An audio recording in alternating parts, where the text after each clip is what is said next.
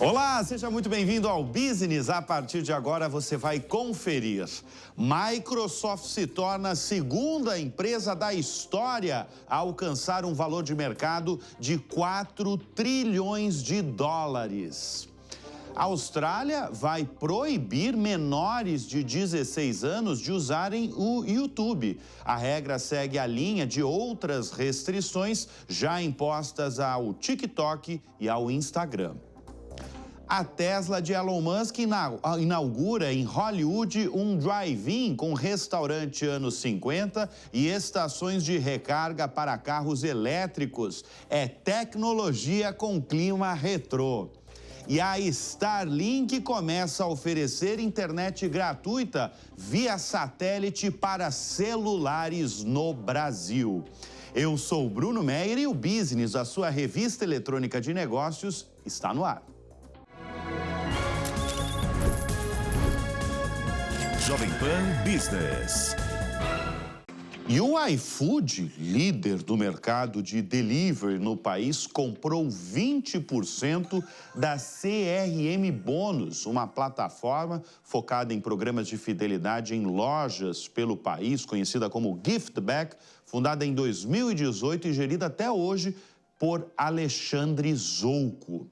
O valor da transação não foi divulgado, mas o iFood se torna o segundo maior acionista da CRM Bônus, atrás apenas do próprio Zouco. O acordo ainda depende da aprovação do CAD, o Conselho Administrativo de Defesa Econômica, que regula a concorrência no Brasil. E esse acordo ainda pode transformar o iFood no dono total da CRM Bônus nos próximos 3 meses e falam, inclusive, da empresa valer 10 bilhões de reais. O iFood, com mais de 380 mil estabelecimentos cadastrados, uma rede de 360 mil entregadores espalhados em 1.500 cidades brasileiras, tem centrado em ir além do seu ecossistema e tem se unido a muitas companhias. A CRM Bônus, da mesma forma, tem feito uma série de aquisições para ampliar o portfólio. A última foi a compra da Otto CRM, como a gente abordou aqui no Business. Foi a 5ª aquisição feita pela companhia e lembrando que há pouco mais de um ano essa startup que popularizou o Giftback no varejo brasileiro levantou 400 milhões de reais em uma rodada de captação Série B. Qual que é o objetivo dessa compra? Por que o iFood comprou uma empresa de Giftback? O objetivo do iFood, o iFood tem 120 milhões de transações mensais. E o que ele quer com isso é aprofundar o cruzamento das bases de dados das duas empresas. E eu vou dar um exemplo que vai ajudar a simplificar esse caso.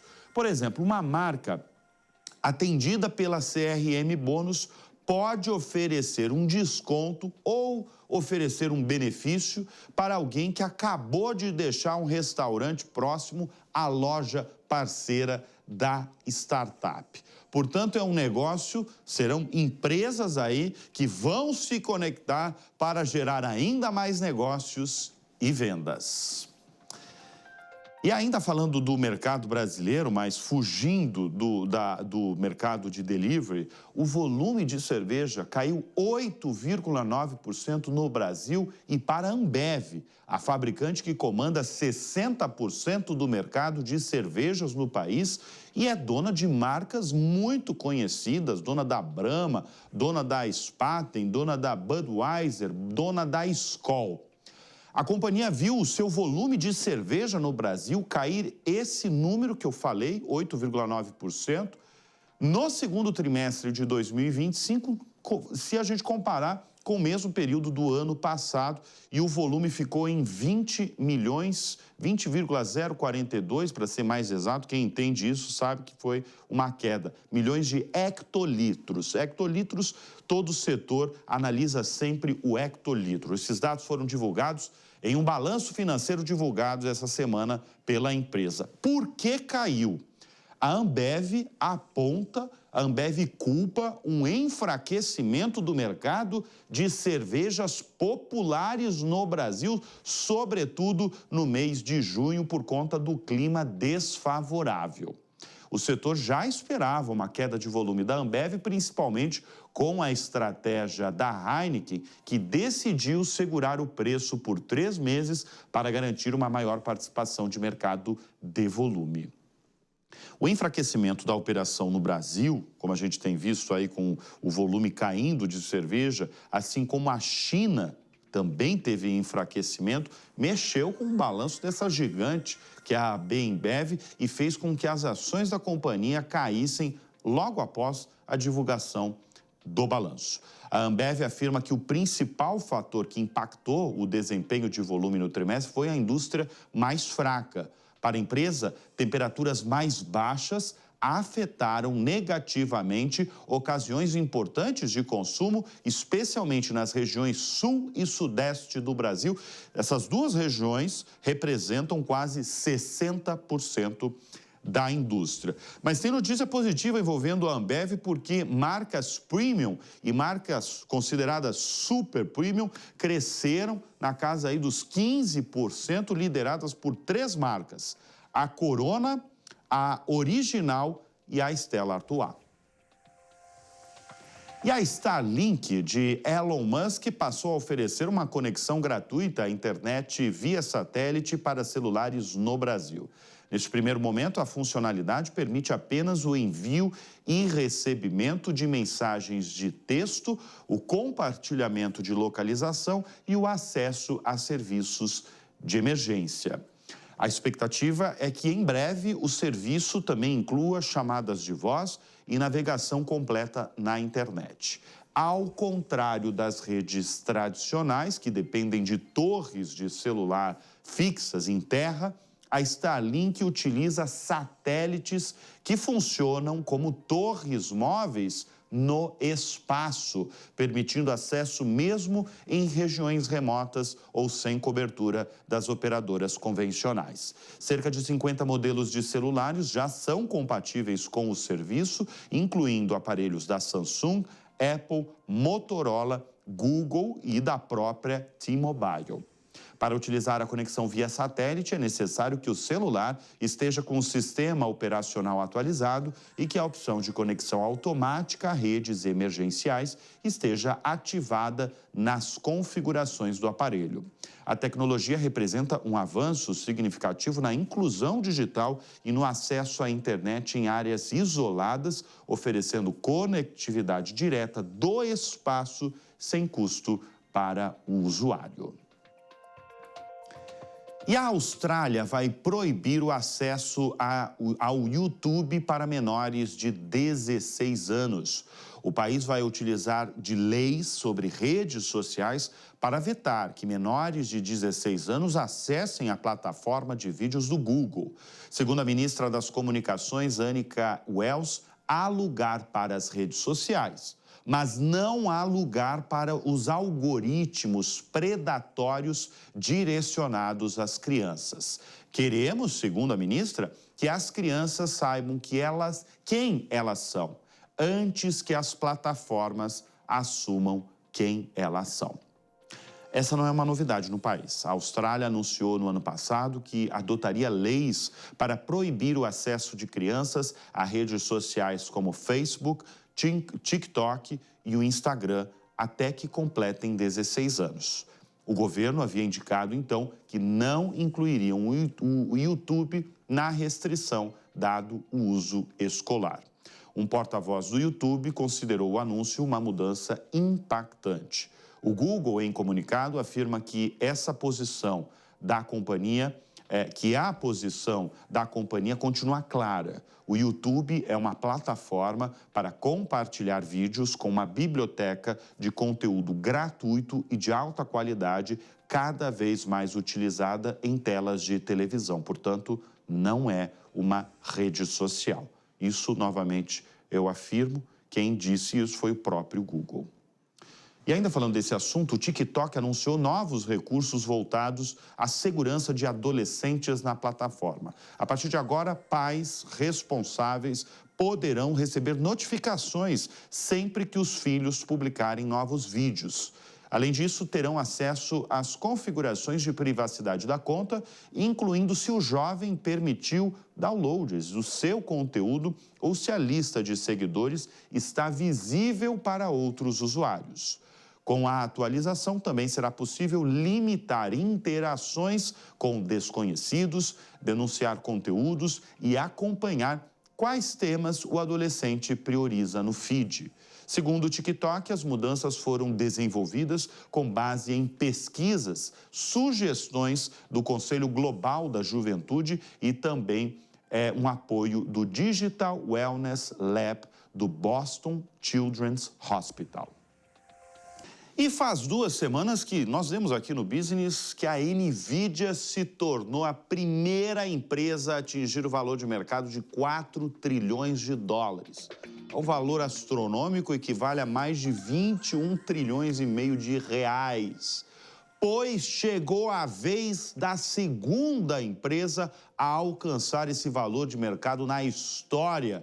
E quem alcançou esse posto foi a Microsoft. Esse número inédito aconteceu pouco depois da divulgação de resultados positivos, que a gente tem aqui no telão, os resultados da Microsoft. O lucro da Microsoft em apenas um trimestre foi de 27 bilhões e 200 milhões de dólares, uma alta de 24%. Um valor aí bem relevante para a Microsoft. Deixa eu chamar aqui o nosso convidado. Eu vou conversar neste momento com Daniel Tales Barbosa, da Valor Investimento. Daniel, obrigado pela presença aqui em nosso estúdio. Para se ter noção do tamanho da Microsoft, a gigante cofundada por Bill Gates, ela anunciou a previsão de 30 bilhões de dólares em investimentos, não para um ano, mas apenas para o próximo trimestre. Dá para ter noção do que significa uma Microsoft, né, Daniel?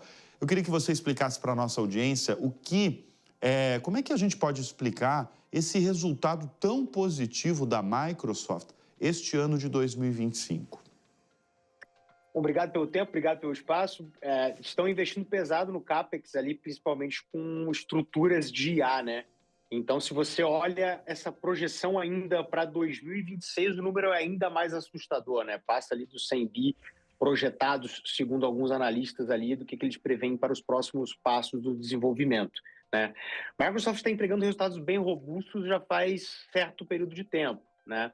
E isso até gera uma certa discussão, porque será que está apostando todas as fichas na inteligência artificial, o que se provou agora no balanço, e eu acho que o mercado reagiu tão bem, é que esse resultado ele não vem só do investimento pesado que está sendo feito com inteligência artificial, apesar disso ter sido uma alavanca extremamente importante. Mas o serviço de computação em nuvem como um todo ali, né, da Azure, isso fez ali, quando você olha dentro do balanço, um crescimento ali de 39% no lucro versus os 29% da companhia consolidada como um todo, né? Então, você tem um indicador interno quando você divide o balanço, que é uma alavanca de sucesso, e essa aí, junto com a IA, buscando o caminho da sustentabilidade para gigantes. Esse investimento em CAPEX ele não é à toa.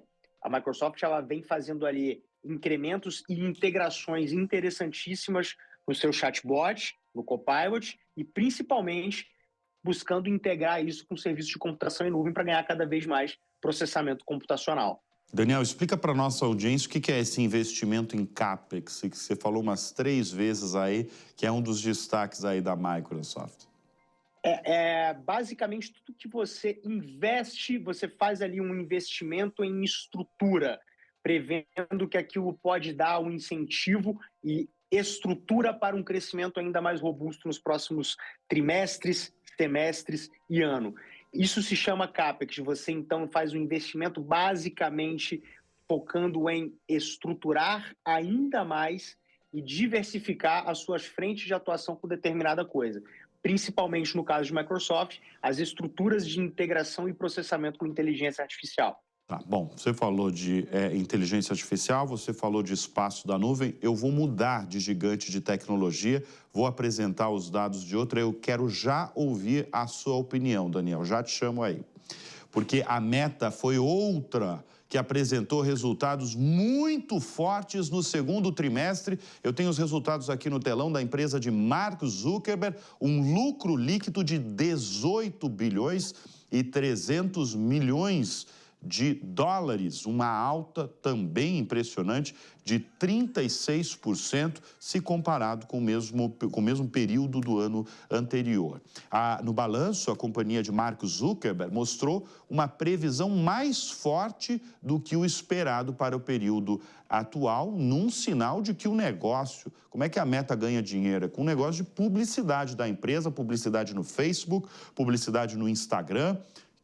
Essa publicidade, esse negócio está crescendo e tem sustentado esses altos investimentos em inteligência artificial. Deixa eu chamar de novo o Daniel Tales Barbosa da Valor Investimentos, porque o CEO, o Mark Zuckerberg, está investindo, a gente deu na semana passada aqui no Business, na construção de novos centros de dados. Inclusive, ele fala que um deles vai atingir parte significativa de Manhattan, em Nova York, para se ter noção do tamanho desse centro de dados da Meta. E, além disso, o Zuckerberg, ele tem atraindo os melhores pesquisadores de AI, ele tem sido feliz com isso, com pacotes de remuneração avaliados aí, o mercado cogita centenas de milhões de dólares. Daniel, eu falo isso porque esse resultado que a gente acabou de ver aqui no telão do nosso programa, esse resultado expressivo da Meta, tem tudo a ver, então, com AI, é isso? Impulsionado, adivinhe só, inteligência artificial, né? Então, de novo, a Meta, esse negócio de vender na internet, ninguém domina essa parte de publicidade como a Meta, principalmente pelo alcance de suas redes sociais. Uma vez que você consegue ter um algoritmo cada vez mais moderno, que vai utilizar ali o próprio aprendizado de máquina, você tem ali algoritmos sendo atualizados diariamente de forma dinâmica, com o impulso de inteligência artificial. Você pode vender anúncio mais caro, porque o teu anúncio ele conversa diretamente com o que o consumidor, às vezes ele está só no campo ali da observação, você já consegue direcionar e naturalmente esses anúncios eles são valiosíssimos. Padrão de compra do consumidor, necessidade e desejo. Meta consegue aumentar seu ticket médio de anúncio, principalmente porque tem um algoritmo eficiente em mãos. E, de novo, a força motriz por trás desse negócio, inteligência artificial. Ótimo ponto que o mercado entendeu ali também essa questão de recrutamento. O pacote oferecido ali, quando você olha essa busca por talentos, os melhores profissionais da área, ele está sendo altamente atraído para trabalhar na empresa. Você tem as mentes mais brilhantes do mundo servindo para isso. O mercado ele entende que os próximos balanços serão tão promissores quanto. O anúncio se melhora mais ainda, você consegue vender ele mais caro. E no fim do dia, né, aumenta-se o top line, você tem um lucro ajustado ali mais rentável ainda e se transforma realmente entre as 7 magníficas que a gente fala, todas reportando muito bem até aqui. Meta é uma delas. A Meta está, de certa forma, então, se reinventando, porque eu lembro de balanços em trimestres anteriores que os resultados não eram tão positivos, não superavam tantas as expectativas e o motivo era um atraso. Da mesma forma como é visto hoje a Apple. A Apple é vista como atrasada em relação à inteligência artificial, tanto que já tem uma pressão, de certa forma informal, de investidor, que pode atingir, inclusive, o cargo do presidente da companhia, o Tim Cook. Você acredita que a Meta conseguiu se reinventar em um curto espaço de tempo? Só de um tempo, quando você acompanhava o balanço de Meta, na época ali você estava listado como Facebook ainda, em que ela perdia cotação em mercado porque perdia esse número de usuários. Percebe como é que o negócio mudou? Né? Então, eu acho que é uma reinvenção, ela conseguiu se atualizar e nesse mundo tão dinâmico, onde a gente entra muito ali no campo da será que há especulação, esse negócio veio para ficar? Isso já é assunto passado. Agora é como que você tira e faz um melhor uso desse negócio. Ninguém vai deixar de vender, relações comerciais entre pequenos empreendedores, isso nunca vai morrer. Então ela se reinventou, se tornou uma empresa que domina o mercado de anúncios na internet, e a perda de usuários agora talvez não seja tão relevante quanto foi no passado. Se atualizou em tempo e está entregando um guidance fantástico aí para esse fechamento de trimestre. Deixa eu aproveitar, já que eu citei a Apple, você que acompanha, né? Você é do mercado financeiro, você acompanha as ações das gigantes de tecnologia. Você acredita realmente que a Apple está muito atrasada quando se fala em inteligência artificial? Eu acredito que a Apple ela tem uma vantagem muito grande, que é conseguir ter um guidance sempre comprimido ali em poucos produtos, em alguns SKUs, e isso dá muita margem. A marca em si, a valorização do ativo é menos dependente disso no momento, né? Facebook, a Meta como um todo, Microsoft, você tem menos coisas palpáveis. Apple nada melhor nesse oceano. Você não vê grandes atualizações por conta da companhia. Isso você já percebe alguns balanços ali em que ela tem comprado algumas empresas para se embarcar tecnologia, mas nada para conseguir acompanhar realmente o que essas duas, por exemplo, que a gente está dando aqui como exemplo, elas têm feito. Essa demora em apresentar algum resultado ou alguma IA mágica, alguma solução, você está com um tempo encurralado porque tem duas gigantes que saíram à sua frente. O que você vai buscar de inovador? Talvez o caminho seja incorporar ao que você já tem bem definido, ao seu core business, que é a distribuição e a venda de hardware. Mas eu diria que sim, essa pressão de IA, ela existe, ela saiu atrás de outras concorrentes, por mais que tenha ainda um mercado a mais do que as outras para poder explorar. Muito bem, nós conversamos com Daniel Barbosa, da Valor. Obrigado pela presença e obrigado por ter nos ajudado aí a decifrar esse momento das gigantes de tecnologia como Microsoft, Meta. Eu aproveitei um pouquinho aí para perguntar, para questionar sobre a Apple. Obrigado, Daniel. A BMW e a Ferrari decidiram manter as metas para o ano. A BMW afirmou que continua havendo uma demanda sólida pelos seus veículos e prevê um leve crescimento nas vendas. A montadora estima um impacto tarifário de 1,25 ponto percentual no lucro antes de juros e impostos, mas aposta em estabilidade econômica, inflação controlada e cortes moderados de juros para sustentar os resultados. Já a Ferrari também manteve as suas projeções, afirmando não ter sido afetada pelas novas tarifas dos Estados Unidos sobre veículos europeus. Com a recente trégua tarifária entre União Europeia e Estados Unidos, a fabricante italiana prevê custos industriais menores no segundo semestre e descartou o risco que antes ameaçava a sua rentabilidade. E a Samsung assinou um contrato de 16 bilhões e 500 milhões de dólares com a Tesla para fabricar chips de inteligência artificial personalizados de próxima geração em um acordo que pode revitalizar a divisão de semicondutores dessa gigante sul-coreana.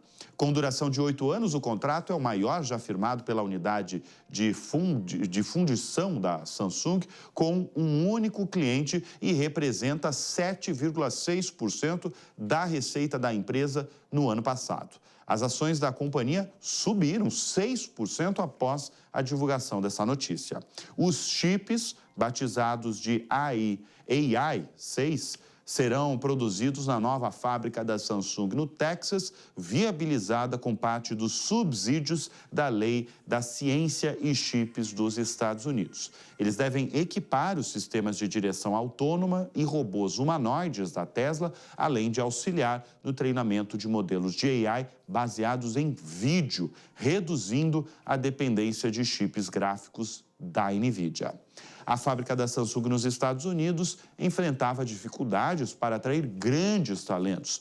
No primeiro semestre deste ano, a divisão de chips para terceiros da empresa acumulou prejuízo de 3 bilhões de dólares. Esse novo contrato com a Tesla pode mudar esse cenário.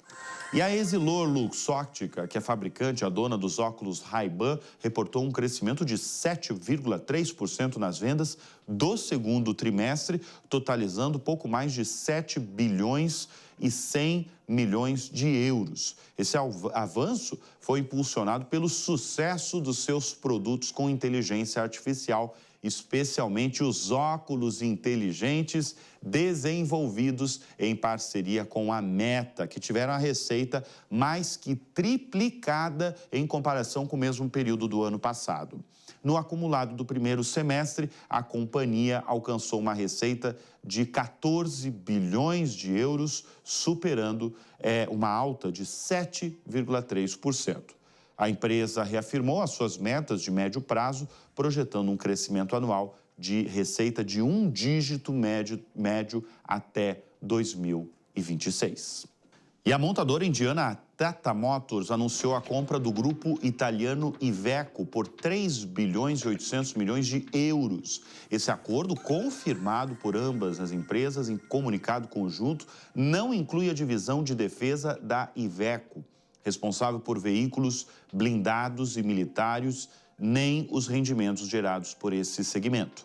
Com presença em mais de 100 países e uma receita de 128 bilhões de dólares no último ano fiscal, o conglomerado Tata Group busca ampliar o alcance global. A fusão criará um novo player com atuação em mais de 180 países, combinando a força da Iveco na Europa e América do Sul com a presença da Tata Motors na Índia e demais mercados emergentes. A conclusão do negócio está prevista para o fim do primeiro trimestre de 2026, ainda sujeita à aprovação de órgãos reguladores e demais condições habituais. Até o momento, não foram divulgados detalhes sobre o processo de integração entre as empresas após a finalização do acordo.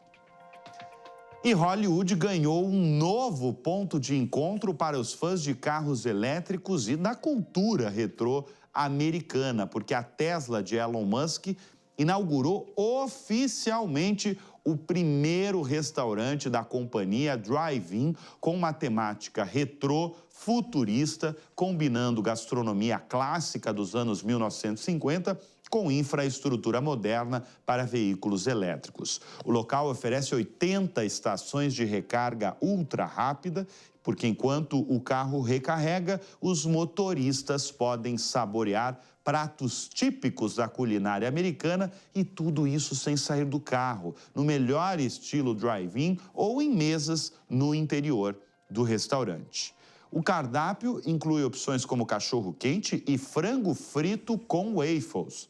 Também há opções de café da manhã, milkshakes, hambúrgueres e outros petiscos tradicionais, todos servidos em embalagens estilizadas que remetem à era de ouro dos diners americanos.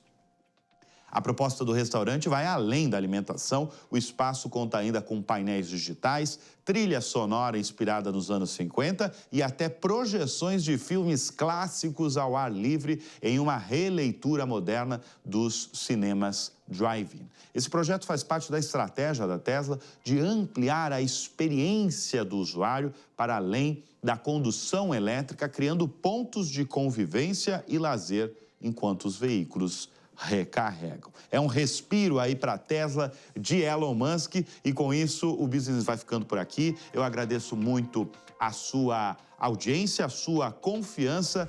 Tenham todos um excelente final de semana e lembrem-se sempre, tenham todos bons negócios no radar. Até semana que vem. Tchau.